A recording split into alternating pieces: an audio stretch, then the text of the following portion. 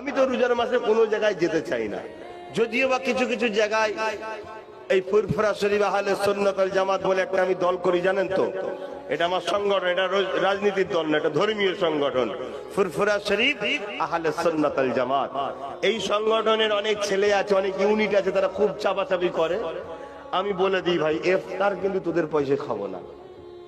এবার তারা অনেকে কষ্ট পায়, হুজুর আমার মেন, আমি জানি তোর ভালো টাকা, আমি তোকে হারামের টাকা বলছি, কিন্তু সাবধান, সতর্ক, সারা দিন কষ্ট করে আল্লাহর খুশিতে রোজা রাখবো আর পরের পয়সা ইফতার করবো না হবে। তাদের চিনি গুলে শুধু শরবত খাবো, তাও ভালো, নিজের পয়সায় খাবো। তোমরাও এটা করো আমার ভাইরা।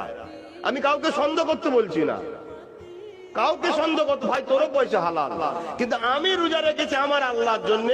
আমার আল্লাহ খুশি হয়ে আমাকে শুধু শরবত খাওয়াচ্ছে, আমি তাতেই খুশি।